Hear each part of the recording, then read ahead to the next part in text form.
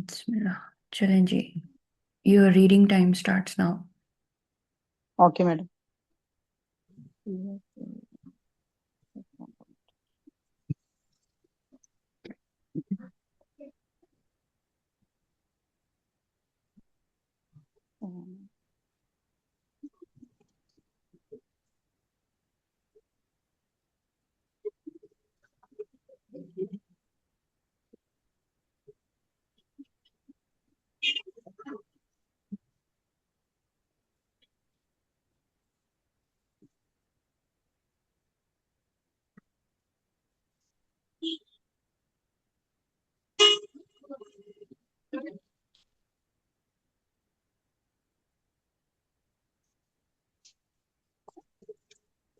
Madam start करूं? 1 minute पूरा होने दो। अस्सलाम वालेकुम डॉक्टर परवशा। वालेकुम सलाम। ओके। मैं बीच बीच में बाकी लोगों से भी क्वेश्चंस करती रहूंगी, ठीक है? ओके, पढ़ लिया ना साइमा आपने? जी मैडम। चलें जी, स्टार्ट करें। This is your simulated patient task. जी। अस्सलाम वालेकुम। मेरा वालेकुम। नाम डॉक्टर साइमा है। आज मैं आपकी तिब्बी मॉर्निंग की डॉक्टर हूँ। अ, आप मुझे अपना नाम बता सकती हैं? अब नाम बता सकती हैं? सारा। सारा। अच्छा सारा, जैसा कि मैंने देखा है आपकी रिपोर्ट को, आप अपनी रिपोर्ट डिस्कस करने आई हैं, लेकिन इससे पहले मैं आपसे कुछ सवालात करूंगी। ठीक है? फिर ठीक। हम रिपोर्ट को डिस्कस करेंगे। ठीक। आपकी उम्र कितनी है? डॉक्टर साहब, 62 ईयर्स। ठीक है। अच्छा, शादी को कितने साल हो गए हैं? अब तो याद भी नहीं है डॉक्टर साहब, बहुत साल हो गए। यंग थी जब शादी हो गई थी। ठीक है। बच्चे कितने हैं आपके? मेरे पास 2 बेटियां हैं, एक बेटा है। ठीक है। कोई बच्चा आपका फोत तो नहीं हुआ था या कुछ आया हुआ हो? नहीं डॉक्टर साहब। ठीक है। अच्छा, मुझे ये बताइए, आप पढ़ी लिखी हैं? हाँ जी। ठीक है। आपकी माहवारी को बंद हुए कितना अरसा हो गया? तकरीबन मेरे ख्याल से 7 साल हो गए। ठीक है। अच्छा सारा, मुझे ये बताइए कि आपको जो है कोई ब्लीडिंग वगैरह तो नहीं होती? हाँ ना डॉक्टर साहब, इसीलिए तो रिपोर्टें खून। करवाई है। अच्छा हाँ, कब से हो रही है ये ब्लीडिंग आपको? ये मुझे तकरीबन 2-3 साल से थोड़ी थोड़ी हो रही थी। मैंने ज़्यादा नोट नहीं किया। और अब ये बहुत ज़्यादा होने लग गई थी, फिर मैंने डॉक्टर को दिखाया। कितने पैड आप चेंज कर लेती हैं इसके लिए? डॉक्टर साहब, मुझे बस पैड रखना पड़ता है हर वक्त, मतलब होती अच्छा। होती ही रहती है स्पॉटिंग ना। इसके साथ आपको दर्द होता है? अ, कहाँ? ब्लीडिंग के साथ आपको पेट के निचले हिस्से में दर्द होता है? नहीं, नहीं दर्द नहीं होता। अच्छा, कोई आपको गंदा पानी पड़ता हो? नहीं डॉक्टर साहब। अच्छा, मुझे ये बताइए कि आपको बहुत ज्यादा गर्मी लगती हो, एकदम से गर्मी की लहर उठती हो, या फिर ठंडे पसीने आते हो, नीचे वाले हिस्से में आपको खुश्की महसूस होती हो? हाँ, मुझे नीचे वाले हिस्से में खुश्की महसूस होती थी, फिर डॉक्टर ने मुझे एक ट्यूब दी थी लुब्रिकेंट, वो मैं लगा रही थी। और ठंडे पसीने हम्म। भी जो है ना वो मुझे आते हैं। अच्छा, मुझे ये बताइए, जब आपको माहवारी आती थी आपको ठीक आती थी? रेगुलर महीने के महीने आती थी? हाँ जी। ठीक है। इसके अलावा जो आप कोई दवाइयाँ खून पतला करने वाली तो इस्तेमाल नहीं कर रही? नहीं डॉक्टर साहब। अच्छा, मुझे ये बताएं कि आप के शौहर हयात हैं? हाँ जी। अच्छा, आपको उनसे मिलने में कोई तकलीफ होती हो, दर्द होता हो? होता था, फिर मैंने डॉक्टर से जब मशवरा किया तो उन्होंने बोला कि ये ड्राइनेस की वजह से उन्होंने मुझे लुब्रिकेंट्स दिए, तो अब ठीक है। ठीक है। अच्छा, जो मुझे ये बताएं कि आप को डॉक्टर ने कोई रतूबतों वाली गोलियां तो नहीं दी थी इस्तेमाल करने के लिए? किस लिए डॉक्टर साहब? ये जो आपको ठंडे पसीने आते थे या आपको बहुत ज्यादा गर्मी लगती थी, कोई हार्मोन्स की मेडिसिन दी थी नहीं उन्होंने नहीं, आपको, मैं जैसे हम अपने? हर्बल हर्बल मेडिसिन मैंने यूज की है इसके लिए। रुतूबत की कोई गोली नहीं, मैंने इसके लिए नहीं यूज की। ठीक है। अच्छा, मुझे ये बताएं, आपको कोई शुगर, ब्लड प्रेशर, दमे का मसला, नहीं टीबी, डॉक्टर साहब। कोई नहीं खून? नहीं डॉक्टर साहब। ठीक है। अच्छा, आपको अपने वजन के बारे में पता है? हाँ जी, मेरा BMI 40 है। ठीक है। इसके अलावा आप मुझे ये बताइए कि आपने नोटिस किया हो कि आपके कपड़े आपको खुले हो गए हों या आपको भूख कम हो गई है पहले से? नहीं डॉक्टर, ऐसा तो कुछ नहीं है। अच्छा, आपके खानदान में किसी को अंडेदानी, बच्चेदानी का, ब्रेस्ट का या आंतों का कैंसर हो? हाँ जी, मेरे खानदान में है अंडेदानी का कैंसर, कुछ औरतों को, मेरी अम्मी की अच्छा। कजिन साइड्स पे जी। ठीक है। अच्छा, मुझे ये बताएं कि आपका सांस तो नहीं फूलता या थकावट रहती हो आपको? नहीं डॉक्टर ने खून डॉक्टर, की कमी तो नहीं बताई? नहीं। ठीक है। अच्छा, इसके अलावा आप मुझे ये बताइए कि आपका कभी बच्चेदानी के मुंह से शीशे वाला टेस्ट हुआ है? हाँ जी, हुआ था, वो ठीक था। ठीक है। किसी चीज का कोई ऑपरेशन हुआ हो आपका? हाँ जी, हुआ हुआ है। मेरी लेफ्ट साइड की किस चीज का? मस्टेक्टमी हुई हुई है। लेफ्ट साइड की? जी। कितना अर्सा पहले हुई थी? ये तकरीबन 3 साल पहले हुई है। अच्छा, मुझे ये बताइए कि इसके बाद डॉक्टर ने आपको कोई टेमोक्सिफिन नाम की टेबलेट दी है, वो इस्तेमाल करती हैं आप? हाँ जी, मैंने 2 साल खाई है, फिर वो मैंने बंद कर दी। 2 साल के बाद बंद कर दी है। अच्छा, इसके अलावा आप मुझे ये बताइए कि आप कोई सिगरेट, हुक्का, पान, छालिया या कोई खुद नशावर अद्वियात का इस्तेमाल करती हो? नहीं डॉक्टर साहब। ठीक है। अ, अच्छा। अच्छा सारा, मैंने आपसे, madam, anything positive in history? नहीं। ओ सॉरी। अब मैं आपका मुआयना करूंगी। I will go for the general physical examination. I will record the blood pressure, pulse, temperature, respiratory rate, and then look for the pallor and thyroid examination. After that, I will go for the chest breast examination, and then the per abdominal examination. On inspection, I will look for the doctor symmetry साहब, of मेरी abdomen. Report में क्या है? हाँ हाँ सारा, मैं आपको बताती हूँ।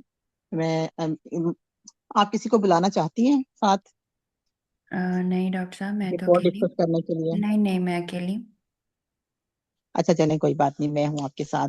अच्छा सारा, मैंने आपसे जो सवालात किए और मैंने आपका मुआयना किया, इसके मुताबिक मैंने आपकी रिपोर्ट पे आपका नाम और एमआर नंबर कंफर्म कर लिया है। इस रिपोर्ट में जो आया है, एक तो जो बच्चेदानी की दीवारें होती हैं उसकी मोटाई वो ज्यादा मोटी हो गई है। नॉर्मली उनकी जो मोटाई होती है वो 3 से 4 होती है, 4 से 5, लेकिन इस एज में ये 4 से कम होनी चाहिए, आपकी ज्यादा है, जिसकी अच्छा। वजह से आपको ब्लीडिंग हो रही है। ठीक है। सारा, आपको मेरी बात समझ आ रही है? जी डॉक्टर साहब। और जैसा कि और दूसरा ये कि आपका अल्ट्रासाउंड की रिपोर्ट के मुताबिक इसके अंदर एक छोटी सी रसोली, जिसे हम अपनी जबान में पॉलिप कहते हैं, हम्म। ठीक है, ये है। और ये मुझे बहुत मतलब माजरत के साथ मैं आपको ये बताना चाहती हूँ, मुझे आपको देने के लिए अच्छी खबर नहीं है कि आप में जो चांसेस हैं कि इस रिपोर्ट के मुताबिक, लेकिन ये कोई हतमी फैसला नहीं है। इस रिपोर्ट के मुताबिक आप में बच्चेदानी के कैंसर के इम्कानात ज्यादा हैं। क्या सारा, डॉक्टर, आपने क्या कह रही हैं आप? मुझे सारा देखिए, आप अल्ट्रासाउंड वाले ने तो ऐसा कुछ भी नहीं बताया, उन्होंने कहा बस छोटी सी एक रसोली है, ये आपकी डे केयर प्रोसीजर हो जाएगा, आपका आपका पॉलिप ये लोग हाँ निकाल हाँ, देंगे। बिल्कुल ठीक सारा, लेकिन मैंने आपसे जो हिस्ट्री ली है उसमें कुछ ऐसे रिस्क फैक्टर हैं, जैसे कि आपका वजन बहुत ज्यादा है और आपकी फैमिली में भी कैंसर की हिस्ट्री रही है, और आपकी 3 साल पहले जो ब्रेस्ट की सर्जरी हुई, वो सारे फैक्टर्स इनको मद्देनजर रखते हुए जो मैं आपको बता रही हूँ। लेकिन ये हतमी रिपोर्ट नहीं है, इसके बाद कुछ टेस्ट होंगे, हिस्टोपैथोलॉजी हम भेजेंगे, उसके बाद इसकी फाइनल डायग्नोसिस होगी कि ये आया बच्चेदानी का कैंसर है या नहीं। ठीक है डॉक्टर सारा, साहब, हम आप आगे तो बात मुझे करें। बहुत डरा रही हैं। नहीं सारा, आप परेशान ना हो, इसका इलाज है। ठीक है। अगर ये क्या इलाज है? हिस्टोपैथोलॉजी में अब ऐसा आप कुछ, क्या करेंगी डॉक्टर? अब इसमें ये है कि हम आपके बच्चेदानी के अंदर से नमूना लेंगे, कुछ टिश्यूज लेंगे, उन टिश्यूज को हम भेजेंगे लेबोरेटरी में हिस्टोपैथोलॉजी कैसे के लिए। लेंगी आप नमूना डॉक्टर साहब, क्या करेंगी? उसमें ये है कि पहले मैं आपको अस्पताल में दाखिल करूंगी, आपके सारे टेस्ट करवाऊंगी, और फिर देखूंगी अगर खुदा अगर आप में खून की कमी है तो वो पूरा करेंगे, और फिर हम मुकम्मल बेहोशी में अंदर से आपके जो है कैमरे के जरिए एक टेस्ट होता है जिसे हम हिस्टेरोस्कोपिक गाइडेड बायोप्सी कहते हैं, ठीक है। उसके जरिए फिर हम वो लेंगे नमूना और उसको फिर हम भेजेंगे लेबोरेटरी में टेस्ट के लिए। सारा, सारा आपको मेरी बात समझ आ रही है? आपके पास कोई सवाल है मेरे लिए? जी डॉक्टर साहब, आ रही है समझ। तो अब आप मुझे दाखिल करके मेरे टेस्ट करेंगी, फिर आप ये पॉलिप निकाल देंगी। हाँ, ये हम डॉक्टर साहब, कितने पॉलिप परसेंट जो है, चांस हैं कि आप जिस तरह बता रही हैं कि कैंसर हो सकता है, कि मुझे कैंसर निकले डॉक्टर? देखें सारा, अगर रिपोर्ट में हमारा जो मैं सस्पेक्ट कर रही हूँ, जिसे हम अपनी तिब्बी जबान में एंडोमेट्रियल हाइपरप्लेजिया विथ एटीपिया कहते हैं, अगर वो होता है तो उसमें 27% चांस है कि आपको अगले 20 साल में खुदा न खास्ता कैंसर हो। तो इसमें हम ये मॉनिटरिंग आपकी करते रहेंगे। अगर ये चीज आती है अल्ट्रासाउंड पे और रिपोर्ट पे, तो हम आपकी हर 3-3 महीने के बाद सैंपल भेजेंगे। इसके दौरान मैं आपको डिफरेंट तरीके का इलाज बताऊंगी, जिसमें कुछ हार्मोन की मेडिसिन होती हैं और इसके अलावा अंदर छल्ला रखने के लिए होता है जिसे हम मायरीना, लेकिन इसका जो डेफिनेटिव ट्रीटमेंट है वो सर्जरी होता है। ठीक है सारा, आपको मेरी बात समझ आ रही है? Okay okay doctor. ठीक है। अब ऐसा है कि आप अपने घर वालों से मशवरा कर लीजिए, फिर मैं आपका एडमिशन एडमिशन के लिए सारा आपका प्रोसेस जो है वो स्टार्ट करूंगी। आपके टेस्ट वगैरह भिजवाऊंगी और फिर आपको दाखिल करके हम आपको हिस्टेरोस्कोपिक बायोप्सी के लिए तैयार करेंगे। ठीक है सारा, आपको मेरी बात समझ आ रही है? योर टाइम कोई इज अप। सवाल है तो आप मेरे से पूछ सकती हैं। Your time is up. Okay. जी madam. What's your reflection on this station? Madam, I was hampered during counselling, especially अच्छा। उर्दू। ठीक है। एक और वॉलंटियर चाहिए मुझे अब। हम इसको एंड में डिस्कस करेंगे। मैं डॉक्टर पलवशा आ जाऊँ? हाँ ठीक है, 1 मिनट। चलो, स्टेशन पढ़ लिया है तुमने, आसिया? हाँ जी, मैंने पढ़ लिया। ओके, चलें जी।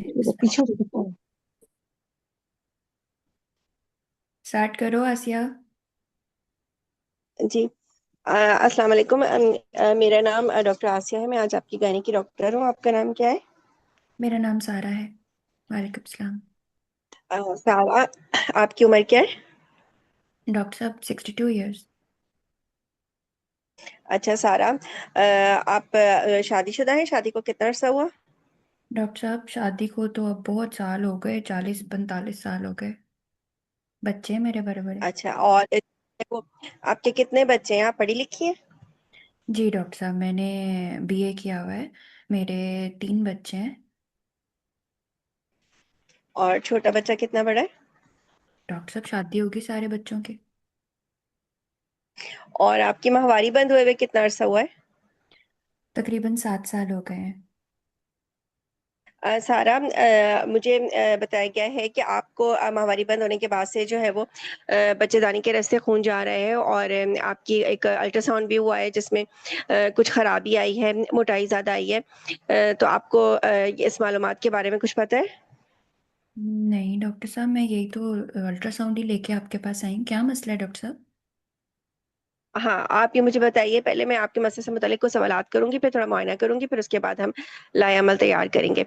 और ये बताइए कि आपको जो है ये जो ब्लीडिंग खून जा रहा है, ये कितने अरसे से जा रहा है माहवारी बंद होने के बाद? डॉक्टर साहब, माहवारी बंद होने के बाद पहले 2-3 साल तो मेरे बिल्कुल सही गुजर गए थे। फिर उसके बाद ना मुझे ऐसे मेंसेस, मतलब मैं समझी कि मेंसेस ही आ रहे हैं ना, तो वो मुझे लगा मैं खुश होगी, दोबारा मेंसेस मेरे शुरू हो गए। लेकिन वो कभी आते थे कभी नहीं आते थे। तो अभी ये तकरीबन कोई साल डेढ़ हो गया है मुझे ना। अब होती रहती है, स्पॉटिंग होती रहती है, पैड लगा के रखना पड़ता अच्छा, है। धब्बा जाता है, पैड लगाना पड़ता है? ऐसा तो नहीं होता कि पैड पूरा भर जाता हो या ज्यादा पैड इस्तेमाल करने पड़ रहे हो? नहीं, बस पैड जो होता है ना वो उस पे लगती है। ठीक ठाक एक ही होता है दिन का, लेकिन मतलब मैं परेशान हूँ। अच्छा, और जो है वो धब्बा आने के अलावा जो है वो कोई और गंदा पानी आता हो या कोई और डिस्चार्ज वगैरह होता हो? नहीं, गंदा पानी तो कभी नहीं आया डॉक्टर साहब। अच्छा, आपको जो है वो इस दौरान ऐसा महसूस हुआ कि आपको भूख कम लगती हो या आपका वजन कम हुआ हो? नहीं, वजन तो नहीं कम, मुझे पता नहीं, वैसे मैंने नीचे के देखा जिस्म नहीं। के नीचे जिस्म के हिस्से में कोई गोला वगैरह तो महसूस नहीं होता? नहीं। पेशाब पाखाने में कोई मसला तो नहीं है, कोई रुकावट हो, जलन होती हो या उसमें खून आता हो? नहीं डॉक्टर साहब। शौहर आपके माशाल्लाह से हयात है? हाँ जी, हाँ जी। और शौहर से मिलने में तो दर्द वगैरह नहीं होता? दर्द होता हो मिलने में, या खून जाता हो या धब्बा लगता हो? खून तो नहीं आता डॉक्टर साहब, लेकिन दर्द होता था, तो फिर डॉक्टर से मशवरा किया था, उन्होंने एक ट्यूब दी थी। अब वो लगा रही हूँ, अब आराम है मुझे। अच्छा, ये बताइए सारा कि आपको इसके अलावा जो है वो कभी एकदम से ऐसा तो नहीं होता कि गर्मी की लहर होती हो, बहुत ज्यादा ठंडे पसीने आते हो, घबराहट होती हो? जी डॉक्टर साहब, ये मुझे मसला पिछले 2-3 साल से चल रहा है। इसका मैं ना हर्बल इलाज मैंने करवाया है, तो मुझे फर्क है उससे। अच्छा, उससे फर्क है। अच्छा, और इस दौरान कोई आपने कोई अपने खून पतला करने वाली कोई अद्वियात इस्तेमाल की हो, या कोई हार्मोन की रतूबत की अद्वियात इस्तेमाल की हो? नहीं डॉक्टर साहब, ऐसी रतूबत की तो कोई गोली नहीं इस्तेमाल की मैंने, लेकिन एक गोली या मैं कोई खा और रही थी। अद्वियात इस्तेमाल? एक जी, एक गोली मैं जी। खाती रही हूँ। वो मैंने अभी 1 साल ही हुआ है छोड़ी है, टेमोक्सी के नाम से, टेमोक्सीफिन के नाम से थी। मैंने 2 साल खाई है वो। 2 साल खाई है। तो अभी जो है वो आपको कुछ दवा खाने के बाद से ये मसला हुआ है, या जब आप टेमोक्सिफिन ले रही थी जब ही ये धब्बा आने का मसला से शुरू हो गया था? हाँ डॉक्टर साहब, हाँ, अब मुझे याद पड़ रहा है। अभी गोली मैं खा ही रही थी, तो मुझे थोड़ा थोड़ा शुरू हो गया था। अच्छा, दवा आपने अपने डॉक्टर के मशवरे से बंद की है या खुद से बंद की है? डॉक्टर साहब, मैंने खुद ही बंद कर दी। खुद ही बंद कर दी। अच्छा, ये बताइए कि आपने टेमोक्सिफिन जो है वो आपको किसने लिख के दी थी, और किस वजह से आप टेमोक्सिफिन इस्तेमाल कर रही थी? डॉक्टर साहब, मुझे जो है ना, कोई 3 साल पहले मुझे ब्रेस्ट, लेफ्ट साइड पे ब्रेस्ट का कैंसर डायग्नोज हुआ था, स्टेज 1। तो फिर मेरी सर्जरी हुई है, मेरी लेफ्ट साइड की मिस्टेक्टमी हुई। उसके बाद उन्होंने मुझे बोला कि ये आपने गोली खानी है, क्योंकि उन्होंने बोला रतूबतों वाला कोई ये आपका कैंसर है। तो उन्होंने कहा कि ये आपको लगातार खानी है गोली अभी फिलहाल आपको। हाँ। जी। कि आपको ऐसी कोई अलामत तो नहीं है, आपको छाती में दर्द होता हो, छाती से कोई रतूबत आती हो, नहीं, अभी अब या तो नहीं है आपको वो। जो है, नहीं नहीं, वो निकल गया वो सारा। आपने आखिरी दफा जो है वो अपने आखिरी दफा अपने अपने ब्रेस्ट ऑन्कोलॉजिस्ट को कब आप गई थी उनके पास? उनको मैंने शायद 1 साल हो गया है मैंने दिखाया है। बस गोली छोड़ी तो मैं नहीं एक गई साल दोबारा। पहले नहीं गई? अच्छा, ये बताइए कि इसके अलावा आपको कोई ब्लड प्रेशर, कोई डायबिटीज का मसला, थायराइड का मसला, या कोई खून जन्ना जमने की बीमारी हो, या कोई और मसला हो? नहीं, ऐसा मुझे अल्हम्दुलिल्लाह कोई मसला नहीं है। या और आपके खानदान में किसी को शुगर, ब्लड प्रेशर, या कोई खून ना जमने की, या छाती अंडेदानी का, या जो है वो बच्चेदानी का, आंतों का कैंसर वगैरह हो? जी डॉक्टर साहब, मेरी अम्मी की साइड पे जो है ना, अम्मी की कजन्स और एक मेरी खाला को, इनको अंडेदानी का कैंसर और एक को ब्रेस्ट का कैंसर है। बल्कि वो तो ट्रीटमेंट ही, अच्छा। एक तो हयात भी नहीं है उनमें से। अच्छा, अच्छा, अंडेदानी का भी और छाती का भी कैंसर। अच्छा, ये बताइए कि आप कोई माजरत के साथ है, कोई आप तंबाकू नोशी वगैरह, कोई नशावर नहीं अद्वियात नहीं, इस्तेमाल अल्लाह नहीं माफ करती? कर। नहीं डॉक्टर। कोई एक दवा से आपको एलर्जी हो? नहीं। अच्छा, ये छाती के इलाज के अलावा, कैंसर के ट्रीटमेंट के अलावा जो आपने ऑपरेशन करवाया, इसके अलावा कोई आपका ऑपरेशन हुआ, कोई अस्पताल में नहीं। दाखिल होना पड़ा हो, नहीं। उसके कोई रिकॉर्ड वगैरह? नहीं डॉक्टर। अच्छा, ये अभी जो अभी अल्ट्रासाउंड करवा के लेके आई हैं अपने डॉक्टर के पास से, तो ये अल्ट्रासाउंड आपने किसके कहने पे करवाया था? डॉक्टर साहब, मैंने वहाँ पे लोकल डॉक्टर को दिखाया था, वो अच्छी डॉक्टर हैं। उन्होंने मुझे अल्ट्रासाउंड लिख के दिया, तो मैं अल्ट्रासाउंड करा के, उन्होंने कहा था कि गायनी की बड़ी डॉक्टर के पास चले जाना, तो इसलिए मैं आपके पास आई। अच्छा, शौहर आपके अच्छे कोऑपरेटिव है माशाल्लाह से। हाँ। अच्छा, देखिए ये मैं थोड़ा सा आपका मुआयना करूंगी, वजन, कद की पैमाइश, ब्लड प्रेशर वगैरह, खून की कमी, थायराइड का मुआयना करूंगी, छाती का मुआयना करूंगी कि कोई उसमें कोई मांस वगैरह तो नहीं है, कोई रतूबत वगैरह तो नहीं होती, फिर पेट का मुआयना करूंगी, जी। और जो है फिर हम आपका नीचे का बच्चेदानी का मुआयना करेंगे डॉक्टर साहब, मेरी प्राइवेसी में, रिपोर्ट में जिसमें क्या है? बच्चेदानी का। हाँ जी, अब जो है ये देखें, सारा मैंने जो है वो इस रिपोर्ट पे एमआर नंबर वगैरह चेक कर लिया है, और आपका नाम भी कंफर्म कर लिया है, ये आपकी ही रिपोर्ट है। और इस रिपोर्ट को अगर डिस्कस करने के लिए आप अपने शौहर को या अपने फैमिली में से किसी को बुलाना चाहती हैं तो बुला सकती हैं। नहीं डॉक्टर, बुलाना मैं चाहती हैं? अकेली आई हूँ। नहीं नहीं, मैं अकेली। हाँ, मुझे बता दें क्या चलें, क्या चलें, क्या चलें। क्या है मसला हाँ, मेरे। हाँ, बिल्कुल, आप तसल्ली रखें, मैं आपको हर बात तफसील से बताऊंगी।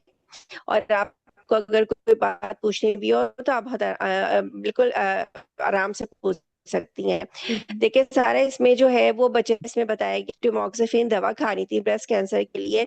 तो वो दवा खाने से बाज़ औक़ात ये होता है कि बच्चेदानी के अंदर की जो मोटाई जो है वो बहुत मुमकिन है कि उस दवा की ही वजह से बच्चेदानी की आपकी जो अंदर की लाइनिंग है, जो अंदर की दीवारें हैं वो मोटी होना शुरू हो गई और फिर उसमें एक जगह पे वो दीवार इतनी ज़्यादा मोटी हुई कि ये समझें कि आप वहाँ पे जो है वो एक छोटा-सा गोला-सा एक पॉलिप जिसको कहते हैं, ग्रोथ कह लें या उभार कह लें, वो बना है। और वही वजह हो सकती है कि जिसकी वजह से आपको जो है वो ये 5 साल से वक़्तन-फ़वक़्तन धब्बे लग रहे हैं और फिर जब आपने टेमोक्सिफ़िन दवा इस्तेमाल की तो ये धब्बे उस लाइनिंग की मोटी होने की वजह से जो है वो आपकी धब्बे लगने की फ्रीक्वेंसी भी ज़्यादा हो गई। डॉक्टर साहब अब एक आप तो क्या ये करें? वजह हो सकती हाँ जी, मैं आपको जो है वो एडमिट करूँगी।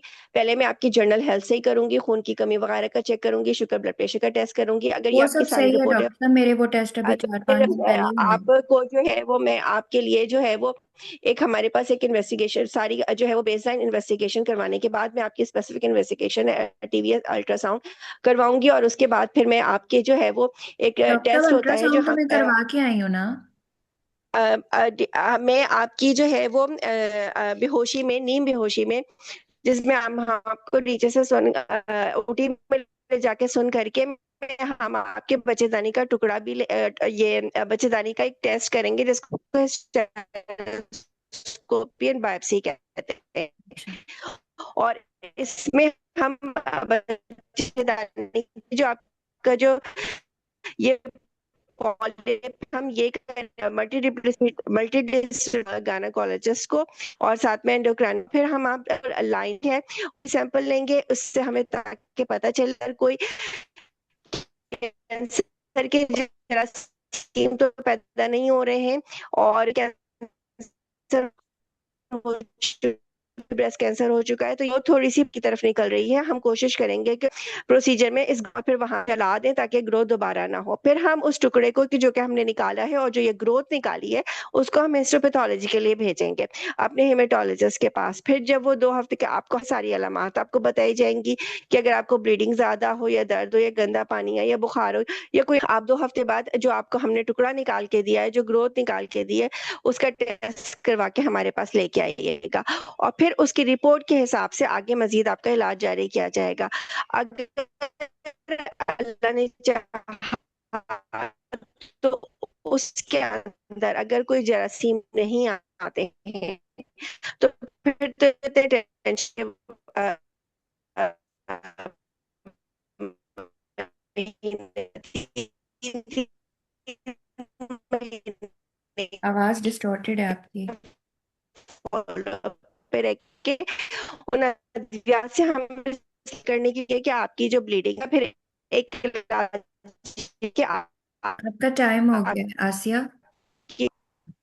अ, आपका कंप्लीट हो गया है। ज कैन यू हेयर मी?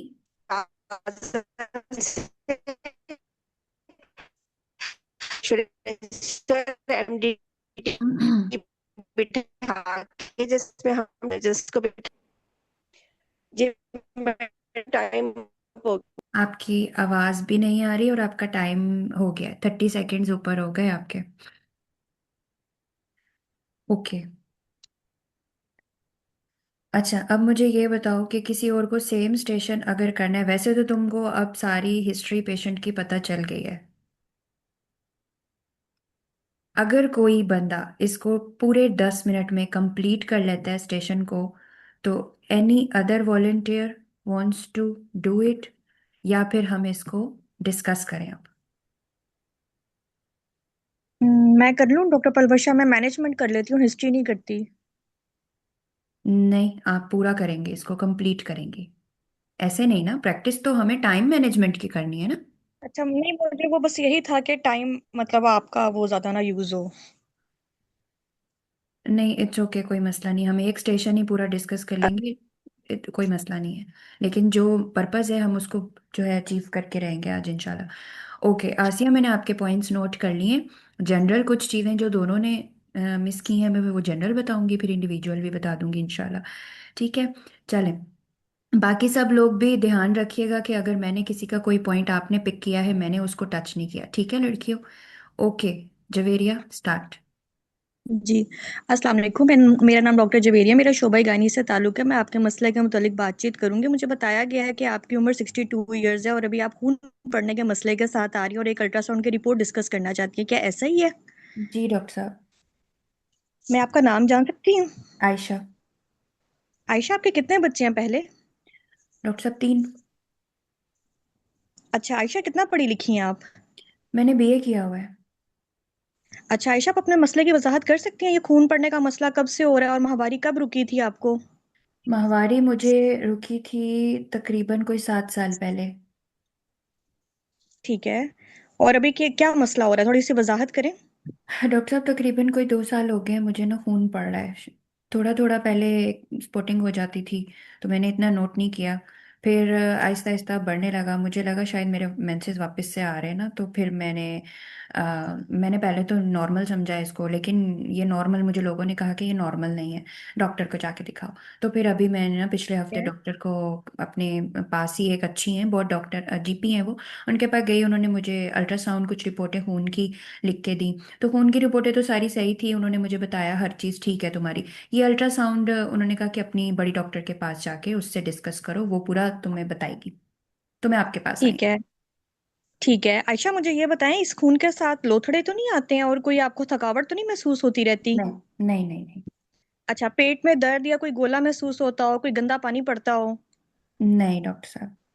खावंद आपके हयात है? हाँ जी। उनसे मिलने में कोई मसला तो नहीं होता है? होता था, अब नहीं होता। अच्छा, पेशाब या पखाने का कोई मसला हो या निचले हिस्से की कोई खुश्की हो, उसके लिए कोई अद्वियात ली हो आपने? नहीं नहीं डॉक्टर साहब, अब कुछ ठीक है। कोई मसला नहीं है, पहले था वो ट्रीटमेंट हो गई, अब सेट है सब कुछ। ठीक है आयशा, मुझे ये बताएं कि आपको अपने वजन में कमी तो नहीं महसूस हुई है या फिर जिस्म के किसी और हिस्से पे कोई गिल्टी वगैरह महसूस होती हो? नहीं डॉक्टर साहब, वजन मैंने चेक नहीं किया, नहीं मेरे ख्याल से वजन ठीक है मेरा। ठीक है। और अच्छा, मुझे ये बताएं कि साथ कोई आपको सर्दी गर्मी ज्यादा लगती हो या फिर कोई रतूबत निकलती हो छाती वगैरह में से? नहीं। कोई गर्म लो या फिर ठंडे पसीने वगैरह तो नहीं आते हैं? आते थे, मैं उसके लिए ले रही हूँ, ट्रीटमेंट ले रही हूँ। अच्छा आयशा, मुझे ये बताएं कि जब आपने पहले आपको माहवारी आती थी, कभी आपने कोई सुनहरे पत्ते वाली अद्वियात या कोई और आपने अद्वियात इस्तेमाल की हो वक्फे नहीं के लिए कुछ किए? नहीं। अच्छा, आपके बच्चेदानी के मुंह का टेस्ट होता रहे? हाँ जी। वो बिल्कुल ठीक थी, रिपोर्ट है हाँ जी। उसकी आपके पास? हाँ जी, तकरीबन 2 साल पहले कराया था, ठीक थी रिपोर्ट, अभी तो नहीं लाई, घर पड़ी है। अच्छा आयशा, इसके अलावा कोई ब्लड प्रेशर, शुगर, टीबी, दमा, दिल का कोई मसला या फिर कोई अंडे दाने का कभी कोई मसला रहा हो आपको? नहीं, ऐसा कोई मसला नहीं। किसी किस्म की कोई अद्वियात खाती हो आप, जिस तरह के खून पतला करने वाली या फिर ये खुश्की वगैरह के लिए या फिर किसी और चीज के लिए कोई अद्वियात खाई हो? पहले लेती थी डॉक्टर साहब, अब तो नहीं मैं खा रही, पहले मैंने टेमोक्सिफिन खाई है तकरीबन दो ठीक है। साल के लिए जी। किस वजह से खाई थी? डॉक्टर साहब मुझे छाती का कैंसर था, उसके लिए मेरी सर्जरी हुई। और फिर ठीक है उन्होंने आप। मुझे रतूबत वाली गोली शुरू की, उन्होंने कहा तुम्हारा जो कैंसर है ना वो रतूबत वाला है, तो इस वजह से अच्छा उन्होंने अच्छा, गोलियों पे तो डाल अभी आप दिया। चेक वगैरह करा रही हैं, अपना फॉलोअप आपका है? हाँ जी डॉक्टर साहब, लेकिन अभी मेरा ड्यू था 6 महीने पहले, मैं गई नहीं। अच्छा चलिए आयशा, मुझे ये बताएं कि खानदान में किसी को कैंसर वगैरह का, जिस तरह अंडेदानी, बच्चेदानी या छाती वगैरह का कैंसर तो नहीं रहा?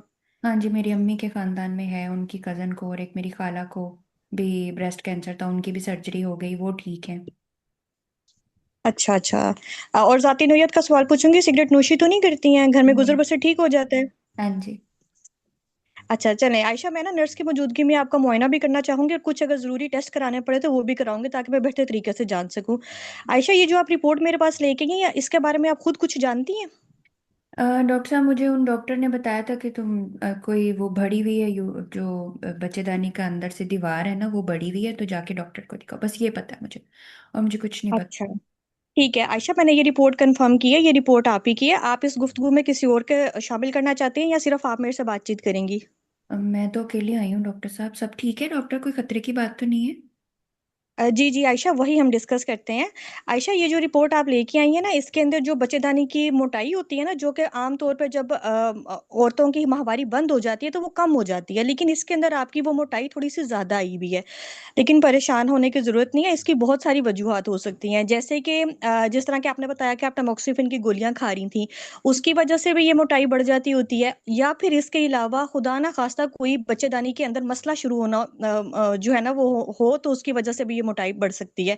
मैं आपको ड्रॉ करके दिखाती हूँ कि ये बच्चेदानी होती है और ये अंडेदानी होती है, और ये वाली जो दरमियान वाली लेयर होती है ना, ये हम इसको मोटाई कह रहे होते हैं, और ये तकरीबन जब औरतों की माहवारी बंद हो जाए तो 4 से कम होनी चाहिए। लेकिन आप में जो है ना ये 7 मिलीमीटर की आई है, और साथ एक जगह पे ज्यादा ग्रोथ आई है, जिसको हम अपनी जुबान में पोलिप कहते हैं। और ये पोलिप बनने की वजह भी जो है ना टमोक्सिफिन की गोलियां हो सकती हैं। आयशा, मेरी बात समझ आ रही है आपको? जी डॉक्टर साहब, फिर अब इसका इलाज कर देना डॉक्टर। जी जी जी जी आयशा, वही करेंगे अब हम। जिस तरह के आपने टमोक्सिफिन की एक तो गोलियां इस्तेमाल की हुई हैं, और दूसरी बात यह है कि आपकी माहवारी बंद हो चुकी है। मैं पहले आपके ज़रूरी टेस्ट करवाऊंगी, उसके बाद हम आपको दाखिल करेंगे, और माहिरीन डॉक्टरों की टीम के साथ मिलके हम आपका इलाज करेंगे, जिसमें सबसे पहले हम इस बच्चेदानी का जो है ना वो सैंपल लिया जाएगा। चूंकि इसके अंदर पोलिप बना हुआ है, तो हमारी कोशिश यही होगी कि हम कैमरे के जरिए जो है ना वो सैंपल लें, और ये जो आपका पोलिप बना हुआ है ना, जो गदूद बड़ा हुआ है, इसको हम निकाल दें। और इसको हम निकाल के फिर सैंपल जो है ना वो टेस्ट के लिए भेजेंगे लेबोरेटरी में। फिर जैसे ही उसकी रिपोर्ट आएगी, हम उसके मुताबिक आपका इलाज करेंगे। आयशा, मैं आपको बताऊं कि उस रिपोर्ट में क्या क्या आ सकता है। हाँ डॉक्टर बता दें। डॉक्टर साहब, आप जो सर्जरी देखिए, करेंगे उसमें कोई मसला तो नहीं होगा?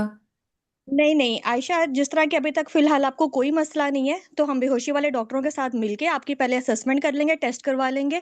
और फिर बिल्कुल मामूली सी बेहोशी दी जाती है, उसके अंदर 5 से 10 मिनट का यह प्रोसीजर होता है। और उसमें जो है फिर सैंपल निकाल के वो टुकड़ा जो है हम लेबोरेटरी में भेज देंगे टेस्ट के लिए। और फिर उसकी जो रिपोर्ट आती है उस पर मुख्तलिफ जो है ना वो हाल मतलब मुख्तलिफ जो है ना उसके ऊपर रिपोर्टें आ सकती हैं। जिस तरह के खुदा ना खास्ता उसके अंदर कैंसर से पहले वाली स्टेज आ सकती है, या फिर उसके अंदर कैंसर वाली स्टेज आ सकती है, या फिर ऐसा हो सकता है कि उसके अंदर कुछ भी ना आए, और वो सिर्फ टेमोक्सिफिन की वजह से जो है ना आपका ये मसला शो करे। सही और डॉक्टर। फिर आयशा उसके मुताबिक जो है वो हम आपका इलाज करेंगे। जिस तरह के अब जिस तरह के टमोक्सिफिन की आपने गोलियां शुरू की है ना, तो इसमें तकरीबन 16% इम्कान होता है कि जो बच्चेदानी की जो मोटाई है ना वो कैंसर से पहले वाली स्टेज आ जाए। और अगर वो वाली आपकी स्टेज होगी, तो उसके अंदर हम आपका ऑपरेशन कर देंगे, बच्चेदानी को निकाल देंगे, और फिर हम आपको गाहे बगाहे जो है वो बुलाते रहेंगे चेकअप के लिए। लेकिन अगर खुदा ना खास्ता ये कैंसर में तब्दील हो गया, तो फिर हम जो कैंसर के माहिरीन डॉक्टर्स होते हैं उनके साथ मिलके आपका ऑपरेशन करेंगे। और फिर इसके साथ आपको जो है हम वक्तन फवक्तन जो है वो आप उनके पास भी जाएंगे और हमारे पास भी आएंगे, और अपना चेकअप करवाती रहेंगी। अच्छा आयशा, आपको मेरी बात समझ आ रही है? कुछ डॉक्टर पूछना चाहती हैं आप? डॉक्टर साहब, मुझे ये बताएं कितने परसेंट चांसेस हैं कि जो आप कह रही हैं कि रिपोर्ट आएगी, डॉक्टर साहब जी कितने जी परसेंट आयशा कैंसर आ देखें सकता है? जी आयशा देखें, जिस तरह के आप टमोक्सिफिन इस्तेमाल कर रही हैं, तो उसमें 16% इम्कान होता है कि जो कैंसर से पहले वाली स्टेज है, जो बिगड़ी हुई हालत होती है बच्चेदानी की, वो आ सकती है, जिसको हम अपनी जुबान में एटीपिया कहते हैं। और अगर खुदा ना खास्ता एटीपिया आपका आ जाता है, तो एटीपिया में 20 साल के अंदर तकरीबन 27% इम्कान होता है कि कैंसर में वो बदल सकता है। लेकिन अगर बिल्कुल ठीक रहता है, कोई कैंसर की ये पहले वाली कैंसर से पहले वाली स्टेज नहीं आती है, जिसको हम अपनी जुबान में विदाउट एटीपिया कहते हैं, तो उसके अंदर 20 साल के अंदर तकरीबन सिर्फ 5% इम्कान होता है कि वो कैंसर में तब्दील होगा। और जो विदाउट एटीपिया वाली सूरत हाल होती है, उसके अंदर तकरीबन 80% इम्कान होते हैं कि वो खुद ब खुद ठीक भी हो जाता है, उसके अंदर जो है वो कैंसर वाली अलामत नहीं भी आती हैं। अच्छा ठीक है डॉक्टर साहब। ठीक है आयशा, परेशान होने की जरूरत नहीं है। अभी सिर्फ हम आपका जो है वो टेस्ट करवाएंगे और बायोप्सी के लिए तैयार करेंगे आपको। उसके बाद फिर जो रिपोर्ट आएगी, तो उसके मुताबिक हम माहिरीन डॉक्टरों की टीम के साथ मिलके आपका इलाज करेंगे। मैं आपको किताबचा भी दे रही हूँ, आप घर जाके खुद भी इसके बारे में पढ़ सकती हैं, अपने फैमिली वालों से डिस्कस कर सकती हैं। और इसके अलावा जिस तरह के आपने बताया कि आपकी फैमिली में रिस्क ज्यादा है, तो मैं आपको यही मशवरा दूंगी कि आप अपने दूसरे जो खवातीन है घर की, उनके भी जो स्क्रीनिंग टेस्ट होते हैं ना वो जरूर करवाएं। ठीक है आयशा? जी डॉक्टर। तो उन्हें अगर कुछ पूछना है तो आप पूछ सकती हैं, वरना शुक्रिया, अल्लाह हाफिज। Okay doctor.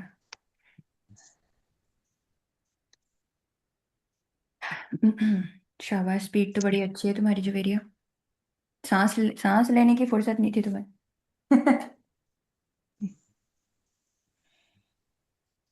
हम्म। ओके। अच्छा। जवेरिया, तुमने मैनेजमेंट सारे बहुत अच्छी पेशेंट को काउंसल कर दिया। बहुत अच्छा काउंसल किया तुमने सारी चीज़ों के लिए। और हिस्ट्री के क्योंकि आपको पॉइंट्स अब पता चल गए थे, तो फिर आपकी हिस्ट्री तो ऑटोमेटिकली टाइम पर हो गई थी। ठीक है, थोड़ा सा मैंने भी पुश किया था कि रिपोर्टें सारी ठीक थी, ब्ला ब्ला। तो आपने, मेरे ख्याल से अगर स्टार्ट भी आप करती तो शायद आप इसको पूरा कर लेती, क्योंकि आपके क्वेश्चंस, आपके टिप तो आपको पता थे पोस्ट मेनोपॉजल ब्लीडिंग के क्या पूछने। अब हम आ जाते हैं इसके फीडबैक पे। कोई और मुझे बताएगा, बाकी जितने भी लड़कियां हैं, कोई ऐसी चीज जो इन तीनों ने मिस की हो? एनीथिंग। मैडम इसमें जो था पेशेंट, क्योंकि फैमिली हिस्ट्री दे रही है अपनी, खाला में उसमें ब्रेस्ट कैंसर था, पेशेंट में अब खुद तुम था, चुप कर और जाओ ओवेरियन साइमा। कैंसर की नहीं भी नहीं, हिस्ट्री तुम थी। नहीं, कौन बोल रहा है? मैडम इसमें जेनेटिक टेस्टिंग, साइमा तुम नहीं बोलोगी तो जेनेटिक वॉलेंटियर्स अब टेस्टिंग नहीं नहीं करवाएंगे बोलेंगे। काउंसलिंग? वॉलेंटियर्स नहीं बोलेंगे। अच्छा अच्छा बाकी अच्छा। सब लोग बोलेंगे।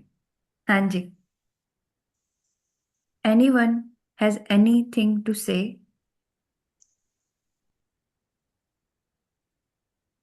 चैट में ही लिख दो, बोल नहीं सकते तुम लोग तो।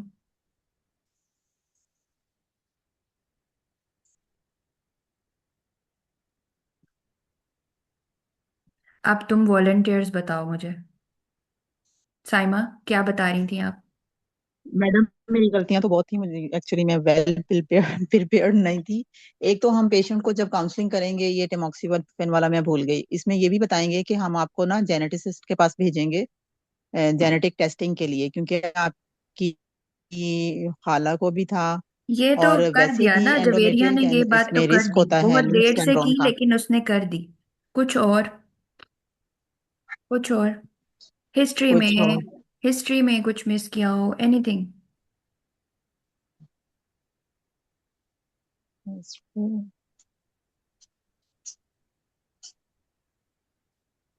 कॉन्ट्रासेप्शन का कि आप अपनी, जब पूछा आपकी था, रिप्रोडक्टिव लाइफ थी, आप उसमें पूछा था। क्या इस्तेमाल वो भी करती थी जवेरिया हमारे ने में? पूछा था। अच्छा, अब आप लोग ऐसा करें, लेस देन 1 मिनट रह गए। अब टेम्पो टूट जाएगा अगर मैं फीडबैक पर आऊंगी, डिस्कशन पे आऊंगी। मैं एंड कर रही हूँ, आप लोग दोबारा ज्वाइन करो। Same link.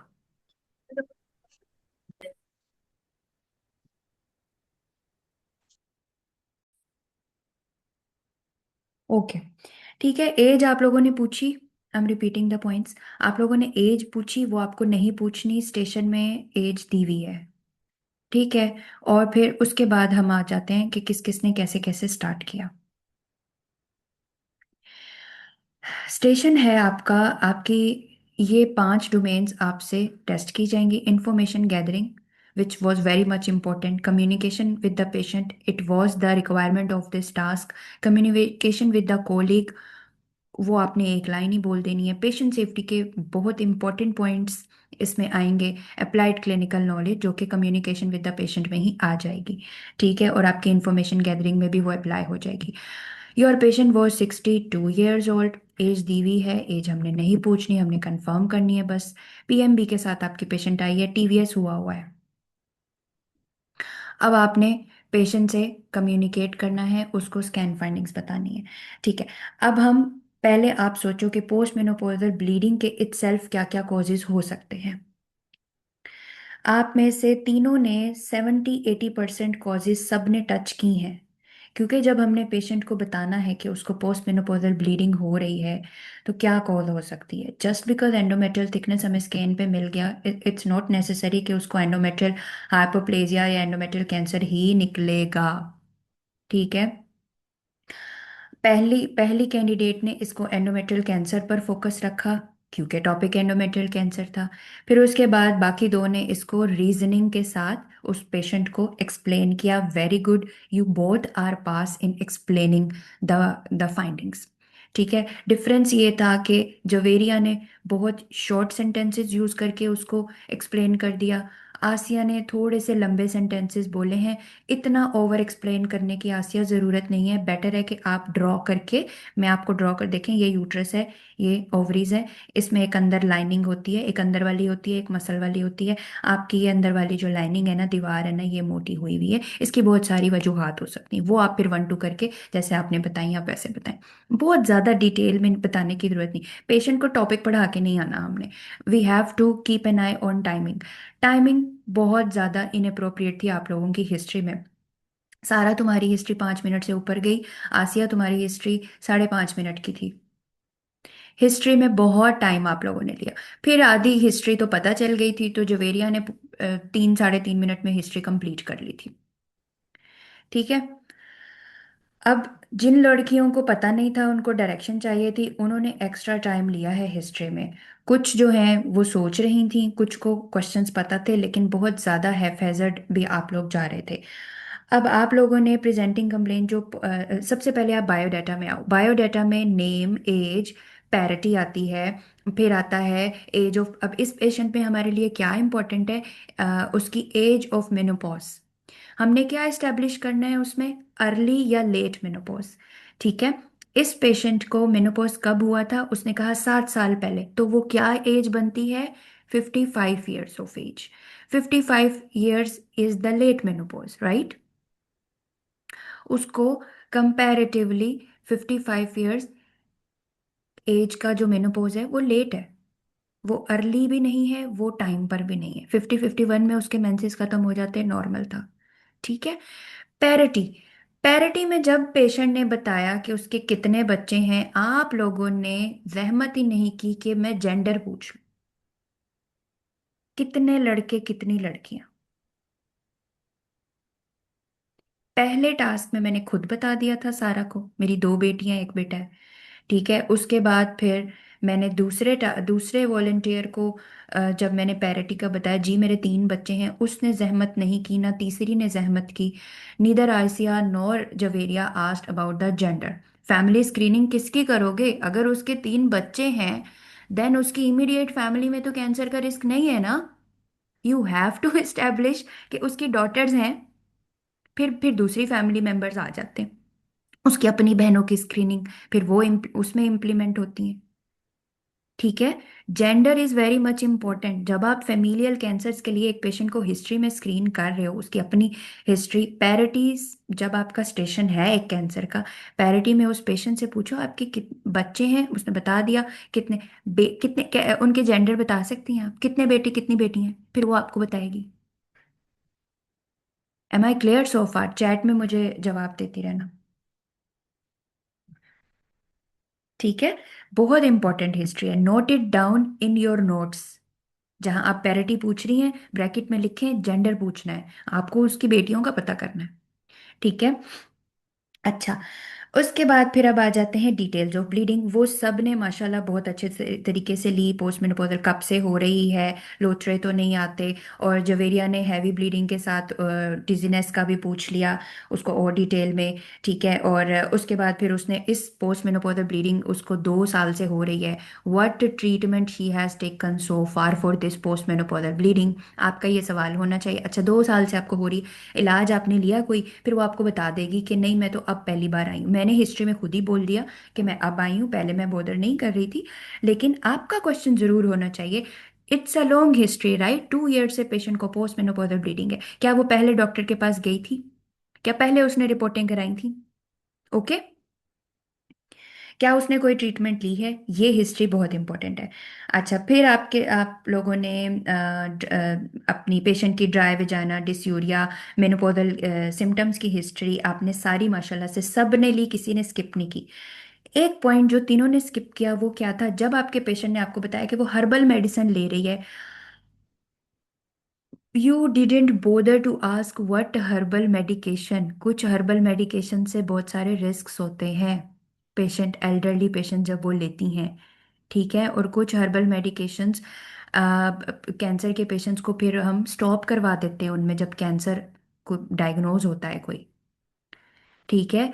तो आपने तीनों में से किसी ने नहीं पूछा कौन सी ले रही है, वो कौन सी हर्बल मेडिकेशन वो ले रही है। अब अगर मैं मेनोपॉज के नॉन फार्माकोलॉजिकल ट्रीटमेंट में चली जाऊंगी ना और उसके साइड इफेक्ट्स बताने लग गई तो ये फिर बहुत लंबा हो जाएगा। मैं आपको स्क्रीनशॉट भेजूंगी non herbal medication, sorry, non pharmacological medications जो over the counter patient use करती हैं, उनके साथ क्या क्या रिस्क होते हैं। I will tell you. It is important. If a patient has given you history that she is taking herbal medicine, if you would have asked, I would tell you black cohosh में ले रही हूँ। ठीक है। And if you have establish then there and then as this patient, आपने family history पूरी establish कर ली, आपको पता चल गया भाई इसमें फेमिलियल कैंसर का रिस्क फैक्टर है, तो आप उसको बोलेंगे कि आप पेशेंट सेफ्टी में जब काउंसलिंग की बातें आनी थी ना, ये मैं इम्फेसाइज इसलिए कर रही हूँ क्योंकि जब हमने काउंसल करना था इस पेशेंट को, आगे चल के पेशेंट सेफ्टी पॉइंट में ये आना था कि आप जो ये हर्बल मेडिकेशन ले रही है ना, आप इसको स्टॉप कर दें। Right now, it is not safe for you. We do not know what is the cause of your postmenopausal bleeding right now, apart from this polyp. ठीक है, समझ आ गई? यहां तक समझ आ गई? आगे बढ़ूं? ये बहुत जी इंपॉर्टेंट जी पॉइंट आप डॉक्टर। लोगों ने मिस किया। ठीक है, write it. This was the hidden thing which you have to address. आप लोगों ने ओवरगो पूछा ही नहीं ना, वो आप फोकस आपका बस एंडोमेट्रियल कैंसर और एसोसिएटेड चीजें इतनी मरीज आपको दे रही है प्लेट में। There is a lot of things which she is putting in your plate. ठीक है, एंड में तुम लोगों को फिर उसको कंपाइल करना है। अच्छा, विजाइनल डिस्चार्ज का डिटेल्स कंफर्म वो सारा आप लोगों ने पूछा। आपने cervicitis endometritis as a cause आप लोगों ने जो कि 80%, 60 to 80% कॉज आपकी पहले आपकी एट्रोफी आती है, वो पेशेंट को थी, वो एड्रेस हो गई, लेकिन ये चीज़ ठीक नहीं हुई, तो मतलब अब और कॉजेज भी हो सकती हैं। तो वो एंडोमेट्राइटिस वेजिनाइटिस आप सब ने माशाल्लाह से पूछा, सारी चीज़ें पूछी इसके बारे में जितनी इंपॉर्टेंट। पैप्स में आप सब ने पूछा। उसके बाद mass in abdomen. Mass in abdomen तो पेशेंट ने हिस्ट्री दी ही नहीं, अगर दे देती तो फिर वो चीज़ें वैलिड हो जाती, वो आप सब ने पूछा। मेलिग्नेंसी के सिम्टम्स आपने सब ने पूछे माशाल्लाह से। Weight loss, any change in the appetite, any lump anywhere in the body, वो जवेरिया ने पूछा, बाकी किसी ने नहीं पूछा। अच्छा, उसके बाद फिर साइंस ऑफ मेट्स और भी थे कि चेस्ट पेन, फ्लैंक पेन, जो है कि पेशाब में कोई खून आना या पखाने में कोई तकलीफ, ये सारे जो है इसमें और ऐड होते हैं। अच्छा, किसी ने नहीं पूछा और मेरे ख्याल से किसी ने सोचा भी नहीं होगा, ovarian cancer is one of the DD in a post menopausal patient with endometrial thickness 7 mm. Apart from endometrial hyperplasia, endometrial cancer, ovarian cancer, कौन सा कैंसर मुझे चैट में बताएं प्लीज। कौन सा ओवेरियन कैंसर है जो पोस्ट मेनोपोजल ब्लीडिंग कराता है और एंडोमेट्रियल थिकनेस को भी बढ़ा देता है? हम ग्रेनुलोजा सेल ट्यूमर। शाबाश, शाबाश सोबिया। ठीक है, this was in your DD, you all have missed it. इससे रिलेटेड आपको पूछना था, आपको जल्दी पेट भरना, पेट में भर्ती होना या आपको पेट में गैस होना, इस तरीके के कोई अलामात तो नहीं आए आपको ओवेरियन कैंसर में? आप इसके साथ वो ऐड कर देंगी।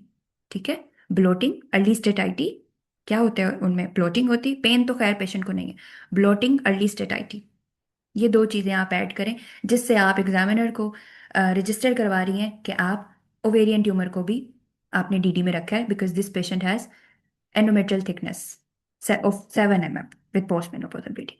सो ग्रैनुलर सेल उसका ईस्ट्रोजन बढ़ाएंगे, ग्रैनुलर सेल ट्यूमर ईस्ट्रोजन बढ़ाएंगे, ईस्ट्रोजन रिसेप्टर पे काम करेंगे और वो ईटी बढ़ेगी और पोस्टमेनोपॉजल ब्लीडिंग होएगी। ठीक है, this can be the cause. लेकिन पेशेंट, आप पूछेंगी तो पेशेंट आपको हिस्ट्री नहीं देगी, आपने हिस्ट्री में पूछना है जरूर, नहीं देगी बस आगे बढ़ो, अब कुछ करने की जरूरत नहीं।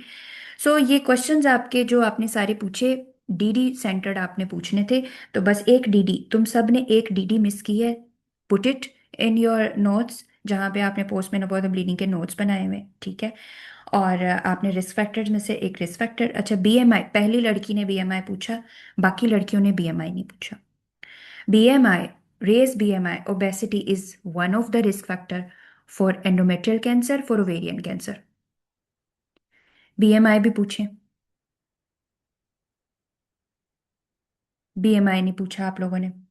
मरीज से हिस्ट्री में बीएमआई पूछा करें, मेक अ हैबिट, बताएगी। रोल प्लेयर को जो इंस्ट्रक्शंस दी होती ना बीएमआई आपने ज़रूर पूछना है, क्योंकि it is the risk factor, आप हिस्ट्री में पूछ लें। सही है। जो ऐसे होता है ना जिसमें आपने एग्जामिनेशन सॉरी जिसमें आपने इमेजिंग की फाइंडिंग्स बतानी होती हैं, उसमें बीएमआई आप हिस्ट्री में ही पूछ लें, क्योंकि आपके पास बहुत सारा अब मार्जिन है कवर करने के लिए ना। आपने फाइंडिंग्स भी एक्सप्लेन करनी है, पेशेंट के पास क्वेश्चन भी होंगे आपके रोल प्लेयर के पास जो वो पूछेगी। तो बीएमआई हमेशा मेक अ हैबिट कि आपको अपने वजन और कद की पैमाइश का पता है। जब तुम लोगों ने ये बात रटी हुई हुई है हर हिस्ट्री में, तो आज क्यों नहीं पूछी तुम लोगों ने, जिसमें बहुत ज़्यादा इंपॉर्टेंट थी जो यहाँ पे। ठीक है। अच्छा जी। बाकी फिर जी मेडिकल हिस्ट्री आप सब ने पूछ ली, सर्जिकल कोई किसी ने, सारा ने फैमिली हिस्ट्री पूछी, सारा ने पेशेंट की मेडिकल हिस्ट्री नहीं पूछी, साइमा सॉरी। ठीक है, पेशेंट की मेडिकल हिस्ट्री नहीं पूछी। जब वो सर्जिकल हिस्ट्री पर आई तो फिर उसको पता चला, फिर मैंने बताया उसको, ओके, वो बच गई, वो वहां पे बच गई। ठीक है, इस तरीके से उसको पता चल गया। बाकी सबको फिर अब पता ही चल गया था, तो फिर मेडिकल हिस्ट्री सबने आसानी से पूछ ली। लेकिन प्लीज़ मेडिकल हिस्ट्री को आपने छोड़ना नहीं है, बहुत इंपॉर्टेंट है। पेशेंट से, जिस पेशेंट में आपको लग रहा है कि पेल्विक जेनाइटल ऑर्गन्स का कैंसर का ये पेशेंट है, आपने उसकी अपनी मेडिकल हिस्ट्री और फैमिली मेडिकल हिस्ट्री में कैंसर, सारे कैंसर्स का ज़रूर पूछना है। क्यों सारे कैंसर्स का, ओवेरियन, एंडोमेट्रियल, ब्रेस्ट और कोलोन का पूछते हैं? क्योंकि फेमिलियल कैंसर्स को हम रूल आउट करने की कोशिश करते हैं। ठीक है, यहाँ तक क्लियर है? अब ये हमारी सारी हिस्ट्री पूरी हो गई है। ड्रग हिस्ट्री तुम सबने पूछ ली, डेमोक्सी की डिटेल्स भी तुम लोगों ने ले ली, मैंने छोटी छोटी मोटी मोटी सारी बता दी। अच्छा, PCO is the risk factor, तुम सब ने एड्रेस किया उसको, माशाल्लाह, वेरी गुड। तो ओवरऑल 80 to 85% मैं इसको रखूंगी। तुम लोगों ने हिस्ट्री सारी कवर की है। जो मिस किया है मैं जानबूझ के उसको 20% पे रख रही हूँ कि तुम लोगों ने हिस्ट्री में 20% मिस किया है, क्योंकि वो इम्पोर्टेंट डिटेल्स हैं, वो सेमी रेलिवेंट चीज़ें नहीं हैं। इसको नोट डाउन कर लो तुम लोगों ने क्या मिस किया, और ये दोबारा मिस नहीं करना तुम लोगों ने अगेन, अगर ऐसा कोई टॉपिक आ जाएगा तुम्हारे पास, ऐसा स्टेशन आ जाएगा तो। ठीक है, just to emphasise on its importance मैं उसको 20% पे रख रही हूँ कि आपने मिस की है हिस्ट्री। अच्छा जी, अब आ जाते हैं हम पेशेंट को उसकी रिपोर्ट्स बताने पर। 1 मिनट में देख लूँ किसी की कोई चीज़ जो मैंने छोड़ी हो। सारा की मोस्टली चीज़ें हो गई। सारा, तुम्हें मैनेजमेंट का तो पता है, तुमने क्या भंड किया है साइमा, तुम्हें अपना भंड पता चल गया, तुमने शुरू में ही कैंसर शुरू कर दिया था। आसिया ने आसिया ने भी पैरिटी वाली बात मैंने आसिया के लिए लिखी है। हर्बल इलाज में भी मैंने एक्सप्लोर नहीं किया, तुमने वो भी मैंने लिखा है। बीएमआई का भी मैंने बता दिया। एक्सप्लेन पे मैंने तुम्हारा शाबाश लिखा है। उर्दू, माशाल्लाह, उर्दू के वर्ड्स आपको बहुत अच्छे तरीके से आपने उर्दू में एक्सप्लेन किया, लेकिन थोड़ा ओवर एक्सप्लेन किया है आसिया। कट इट शॉर्ट, थोड़ा एक सेंटेंस बना के रखो। हर मरीज को कैसे बताओगी, 1 1.5 सेंटेंस में कवर कर दो बस, तुम्हें रटा हुआ होना चाहिए वो सेंटेंस। बाकी रीजनिंग जो आपने दी वो आप एसोसिएट करें साथ में, कि देखें, आपने टमोक्सिफिन का बता दिया लेकिन बहुत ज़्यादा एक्सप्लेन कर दिया आपने। बस आप सिंपल उसको बताएं कि ये जो गोली आपने खाई है ना अपने ब्रेस्ट कैंसर की वजह से, ये भी रतूबत वाली गोली है, ये इस हो सकता है कि ये जो आपकी दीवार बड़ी हुई है यूट्रस की, ये इसकी वजह से हो सकता है, कोई और कॉज ही ना हो। ठीक है, हो सकता है बस इसी की वजह से ये बड़ी हुई हो। ठीक है, बाकी भी आपने चीज़ें सारी बताई, तो आपने एक्सप्लेन तो बहुत अच्छा किया, लेकिन बस आपका टाइम आउट हो गया था जब आप मैनेज उसको कर रही थी। उसके बाद जवेरिया पर आ जाएं। जवेरिया ने भी सारी चीज़ें, वही जेंडर जवेरिया ने मिस किया है। मैंने आपको लेट मेनोपॉज वाला बता दिया। वज़न, वज़न आपने वज़न जब आपने मुझसे पूछा ना कि आपका वज़न कम तो नहीं हुआ, आपने वज़न पूछा नहीं मरीज से, आपका कितना वज़न है। ठीक है, ट्रीटमेंट ऑफ हॉट फ्लैशेस आपने मुझसे पूछी नहीं, मैंने ये लिखा है आपके लिए। बाकी सब ने पूछा कि मतलब वो मैंने बताया, मैंने ट्रीटमेंट नहीं, उन्होंने एक्सप्लोर नहीं किया। आपने, मैंने आपको बताया हाँ मुझे हॉट फ्लैशेस थे, बस इतना, अब वो ठीक हो गए, तो वो आपने एक्सप्लोर नहीं किया। ठीक है, बीएमआई आपने भी नहीं पूछा। फिर एक्सप्लेन आपने ड्रॉ करके बताया उसको, वेरी गुड, शाबाश। अब आ जाते हैं एक्सप्लेन पर। एक्सप्लेन आपने कट टू द पॉइंट आपने एक्सप्लेन किया इस पेशेंट को, बस इसको सिंपल हमने एक्सप्लेन करना था। वो आपने जो बिल्कुल समराइज तरीके से एक्सप्लेन किया ना, वो जवेरिया अच्छा करी है। लेकिन जवेरिया तुम वो कैंसर से पहले की, और वो उसमें तुमने ना ऑर्डर को शिफ्ट करना है। आप पहले पॉजिटिव पॉइंट्स बताएं प्लीज अपने पेशेंट को। When you know that these are the possibilities, then why are you putting endometrial cancer on top? when you know that there could be multiple reasons. It can be due to tamoxifen, ठीक है, और it can be due to the simple endometrial hyperplasia without atypia, ठीक है, typical endometrial hyperplasia हो सकता है, then it can be atypical endometrial hyperplasia.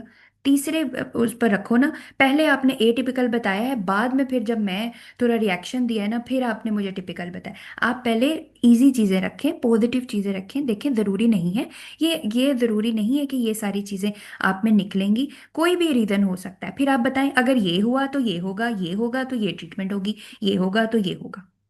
फिर ऐसे करके एक एक करके बस ऐसे बता दो। परेशान मत करो, कैंसर पे फोकस मत रखो। अभी post menopausal bleeding with endometrial thickness ही बस आपको मिली है, एंड आपको पता है there are lot of 2 to 3 possibilities. कुछ रिस्क फैक्टर्स पेशेंट में मिल गए हैं आपको, आप बस बता दें। देखें, आपका हम अब ये पॉलिप हमें आपका निकालना होगा, क्योंकि आपके बच्चेदानी की दीवार भी बड़ी हुई है, जो कि 4 से कम होनी चाहिए, वो 7 है, आपकी अच्छी खासी है।